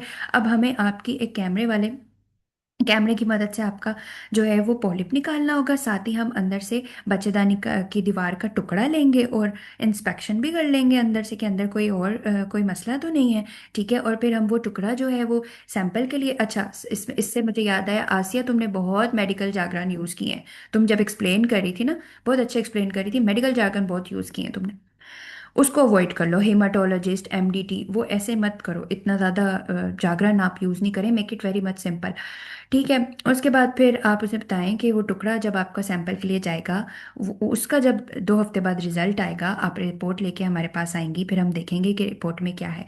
अगर तो रिपोर्ट में सिंपल सी बस दीवार ही सिर्फ बड़ी हुई है और उसमें कोई मसला नहीं है, कोई कैंसर की अलामत नहीं है, ठीक है, तो फिर आपका इलाज हम ऐसे करेंगे कि हम आपको 3 3 महीने बाद बुलाएंगे, दोबारा टुकड़ा लेते रहेंगे, ऐसे, ठीक है। वो आप सिंपल वाली बता दें, टिपिकल वाली बता दें। और अगर खुदा न खास्ता उसमें कुछ कैंसर की अलामत आई, जिसको हम कैंसर से पहले की अलामत कहा कहते हैं, बस एक बार बता दिया ना, बार बार नहीं बोलो, तो कैंसर की अलामत कहते हैं, हमारी जुबान में उसको एटिपिकल हाइपरप्लेजिया कहते हैं। अगर वो आया तो फिर हमें आपका बड़ा टेस्ट करवाना पड़ेगा, हम आपके टेस्ट करवाएंगे, ठीक है। हम अपने कैंसर की टीम को साथ ऑन बोर्ड लेंगे, ठीक है, और फिर आपका आगे का लाहे अमल तय होगा। लेकिन अभी कोई भी चीज़ कंफर्म नहीं है आयशा, अभी कोई भी चीज़ कंफर्म नहीं। मैं सिर्फ आपको पॉसिबिलिटीज बता रही हूँ, पॉसिबिलिटी की उर्दू पता नहीं क्या होती है मुझे नहीं पता, ठीक है। इसके अलावा, अब इसके अलावा 2 चीजें और थी जो आपको करनी थी। एक ये कि ब्लैक कोहोश वो स्टॉप करेगी, ये पेशेंट ले रही थी ब्लैक कोहोश, ठीक है, वो स्टॉप करेगी। और चूंकि आपको हिस्ट्री है आपकी ब्रेस्ट कैंसर की, और आपके 2 बेटियां हैं, मैं आपको जेनेटिक काउंसलिंग के पास, काउंसलर के पास भेज, जेनेटिसिस्ट के पास भेजूंगी, ठीक है, जीन जीन के जो डॉक्टर होते हैं। क्योंकि आपने मुझे बताया कि आपके खानदान में भी बच्चे अंडेदानी का और छाती के कैंसर का जो है वो है कुछ लोग, इसका वो क्या कहते हैं, पाया जाता है, आपके खानदान में भी पाया जाता है, और आपका भी इलाज हो चुका है। तो ये बहुत ज़रूरी है इस वक्त कि आपकी बेटियों के भी टेस्ट हो जाए, ठीक है। तो मैं आपको जीनियाती डॉक्टर के पास भी भेजूंगी, ताकि वो आपकी स्क्रीनिंग कर लें। उसको हम स्क्रीनिंग कहते हैं। स्क्रीनिंग का मतलब ये है कि हम सिर्फ टेस्ट करके ये मेक श्योर करने की कोशिश करें कि कैंसर का खतरा पाया तो नहीं जा रहा, ताकि हम बर वक्त इलाज कर लें।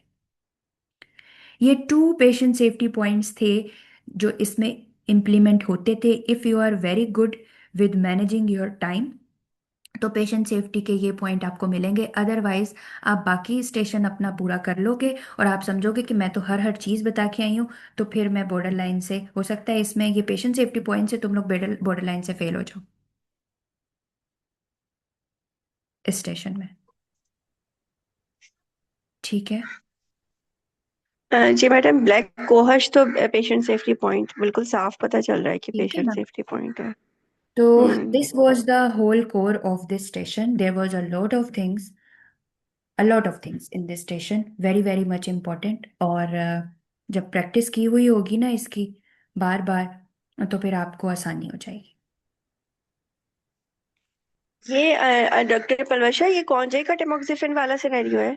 नहीं, ये कौनजी का नहीं। अच्छा। हम्म, कौनजी तो मैंने खोली ही नहीं है अभी तुम लोगों के लिए, कौनजी का नहीं है ये। मैडम, जी।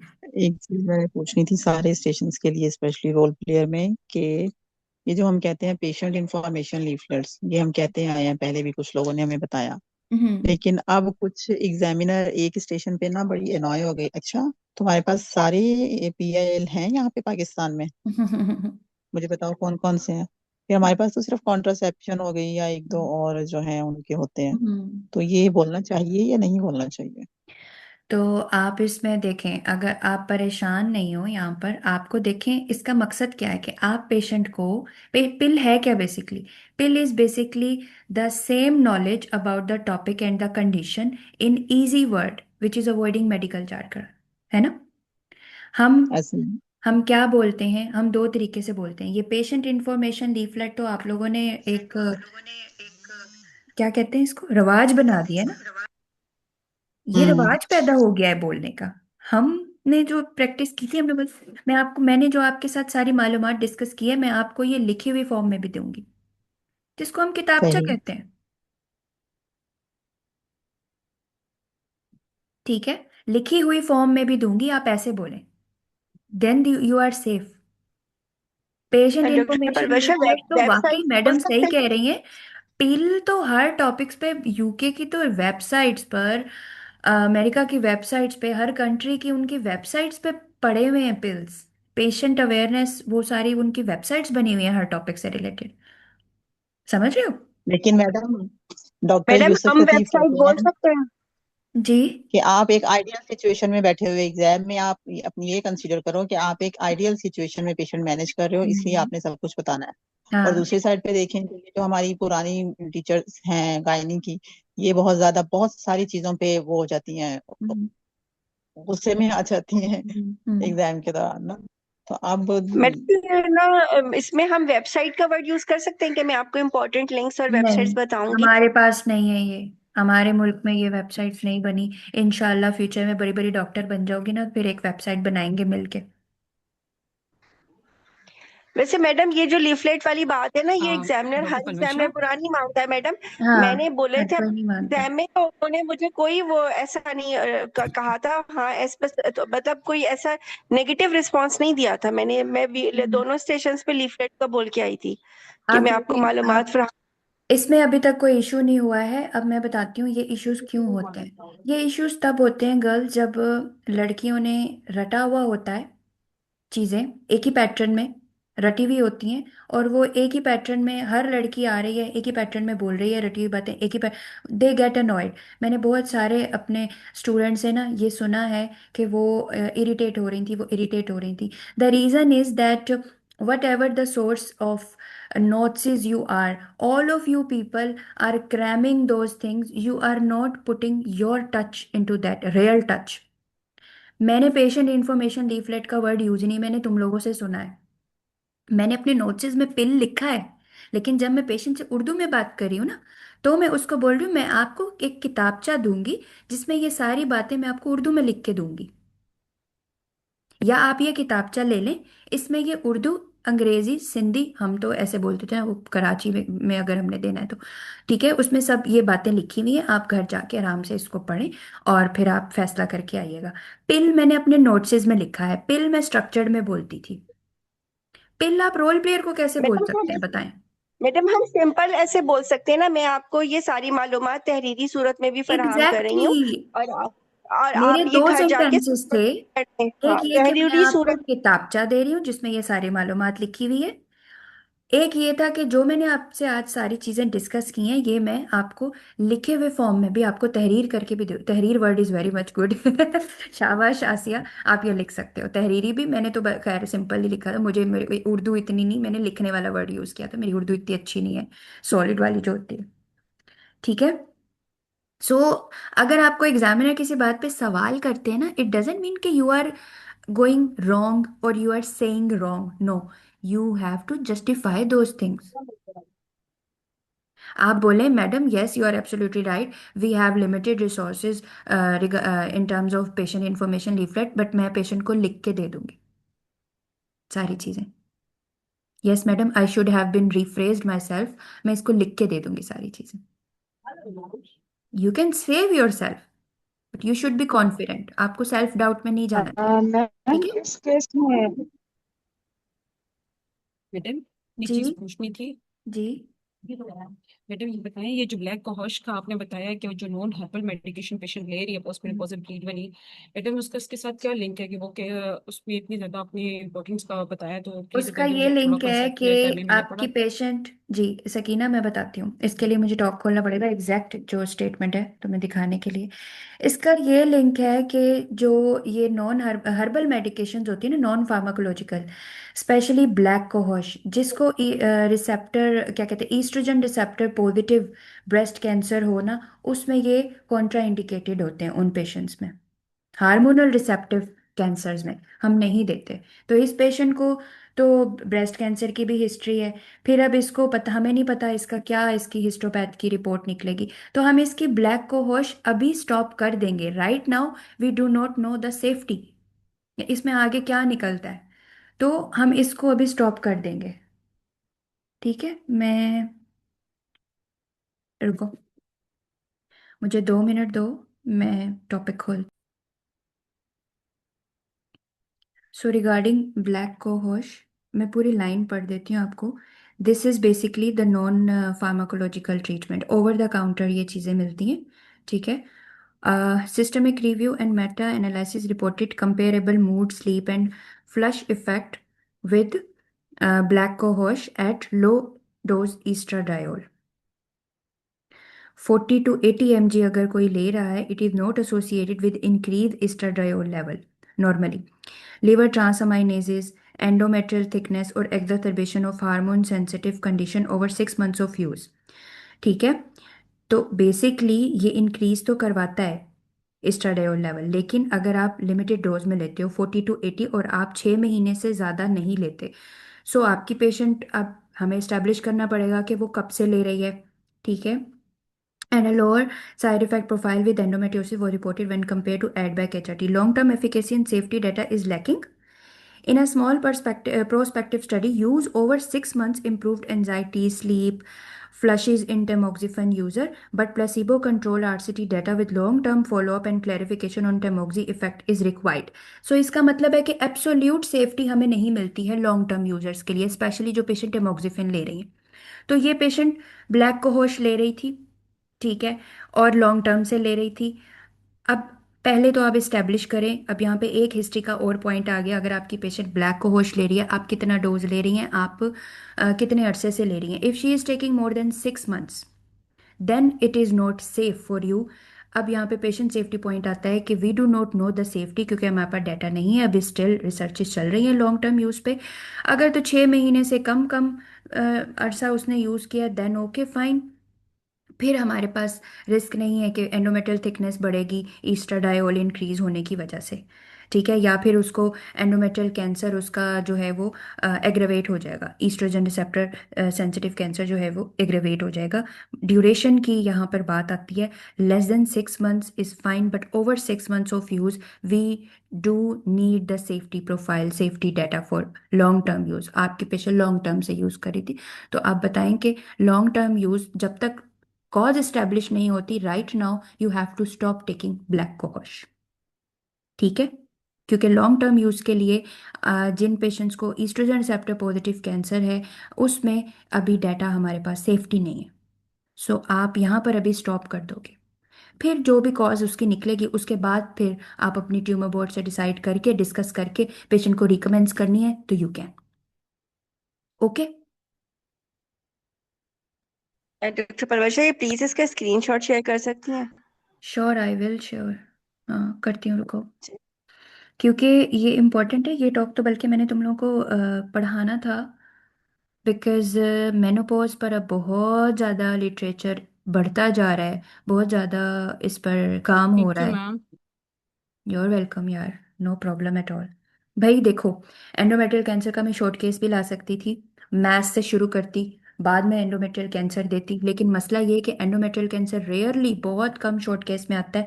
ज़्यादातर एंडोमेट्रियल कैंसर ऐसे आता है कि या हिस्टोपैथ की रिपोर्ट लेके बैठी होगी पेशेंट, आपको अब काउंसल करना है या पोस्ट मेनोपॉजल ब्लीडिंग होगा और आगे लेके चलना होगा। Simulated patient task, you have to break the bad news. दो तरीके से आते हैं, एक स्टेशन मेरे पास और है अब क्योंकि टाइम बहुत ज़्यादा हो गया, अगला फिर हम अगली क्लास में कर लेंगे। और शॉर्ट केस की डॉक्टर कुरत आपको करवा ही देंगी प्रैक्टिस, उनके पास अच्छे शॉर्ट केस होते हैं। शॉर्ट केस में गेम होती है वही मैथ्स हिस्ट्री, तो तुम लोग ऐसे भी ले ली मुझसे। मैथ्स और मैथ्स का एग्जामिनेशन, मैथ्स की हिस्ट्री, मैथ्स का एग्जामिनेशन, फिर डीडी बतानी है। डीडी भी हमने यहाँ पे सारी डिस्कस कर लिए। फिर आपका वाइवा होगा एंडोमेट्रियल कैंसर पर, वो अगला स्टेशन जब मैं सिमुलेटेड पेशेंट टास्क वाला करवाऊंगी ना, सारा एंडोमेट्रियल कैंसर उसमें डिस्कस हो जाएगा। सो हमें एंडोमेट्रियल कैंसर, ओवेरियन कैंसर, ये सारे सिमुलेटेड भी करने हैं और रोल पे भी करने हैं। जी जल्दी जल्दी क्वेश्चन कर लो यार। किसने हैंड रेस किया था? किसने किया था? करो पूछो। मैम वो मैम वो क्वेश्चन ये है कि इस सिनेरियो में अब एंडोमेट्रियल थिकनेस ज्यादा है, तो इसके डिफरेंशियल्स में हमें एट्रोपिक वजाइटिस रख सकते हैं? नहीं, अब तो है भी नहीं ना वो, इट वाज पास्ट हिस्ट्री, उसकी पास्ट हिस्ट्री थी वो, तो उसने लुब्रिकेंट्स यूज की, शी सॉर्टेड। सही। अब नहीं रखेंगे। अगर आपको स्कैन नहीं दिया होता, पेशेंट सिर्फ पोस्ट मेनोपॉजल ब्लीडिंग के साथ आती, फिर आपकी पहली पहली डीडी एंडोमेट्रियल, सॉरी एटोपिक, क्या एटोपिक सॉरी यार, मैंने ना एट्रोपिक आज वजाइटिस। ब्रेकफास्ट नहीं किया। अब मेरी ना हालत टाइट हो एट्रोपिक रही है, वजाइटिस। बड़ा ड्राई टॉपिक हमने पढ़ा है। ना मैंने ब्रेकफास्ट किया है, ना मैंने अभी इतनी देर से पानी पिया है, तो अब मेरी टंग ट्विस्टिंग शुरू हो जाएगी। रुको मैं पेज नंबर खोलूं और आप लोग स्क्रीनशॉट ले लो, मैं टॉप भी भेज देती हूँ। ये स्क्रीन शेयर नहीं हो रही शायद, एक मिनट।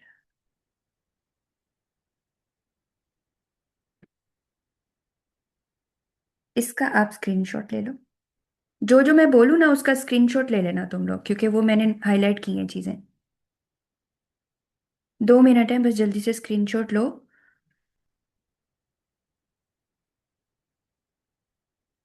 आइसोप्रोपेनोलिक ब्लैक कोहोश ले लो तो बताना, फिर अगले पे मूव करूंगी। ले लिया। ओके। इसके बाद दिस, ये जो वॉट है ना, सेंट जॉन्स वॉट, ये आपको साइड इफेक्ट्स पता होने चाहिए, अपने मेनोपॉज वाले में अटैच कर लेना। It interact with a wide range of medication. HRT के साथ ये इंटरेक्ट करती है, टेमोक्सिफिन के साथ करती है, और PARP inhibitors is one of the anti HIV medications, उसके साथ यूज करती हैं, सॉरी इंटरेक्ट करती है। ठीक है, इसको हम सिर्फ तब यूज करते हैं अगर हमें सिंगल थेरेपी देनी है, कोई ये वाली चीजें पेशेंट ना ले रहा हो, तो फिर you can safely use saint John wort. इसके अलावा एक, मैडम ये जो सेंट जॉन वॉर्ड्स होता है, ये गोलियां होती हैं? नहीं पता यार, मुझे नहीं पता, इसकी ना पिक्चर में ना एक देखना वो बनी पड़ेगा। हुई है, बोतल बनी हुई है पिक्चर में। इसको हम जब मेनोपॉज करेंगे ना, हम इसको सारी रिसर्च करके फिर हम आएंगे। एक इम्पॉर्टेंट चीज, अब ये तो मेनोपॉज का टॉपिक है, बस इसमें छोड़ दो। इसमें नहीं, इसमें नहीं। आपके इससे रिलेटेड तो यही था, ब्लैक कोहोश अगर पेशेंट ले रही है तो। Endocrine therapy, changing the preparation can affect the simple particular arthralgia, but this should only be counseled by the need of oncologist through the menopause MDT। Okay, सही है। इसका भी स्क्रीनशॉट लो, NK3 antagonist का। इसका इसलिए लो क्योंकि नई वाली मेनोपॉज में फिजोलिनिटेंट जो है वो ऐड हुई है, उसको उसका मजीद डाटा थोड़ा सा ये है, उसमें ज़्यादा नहीं है। नाइस की गाइडलाइन में सिर्फ इसको रिकमेंड कर दिया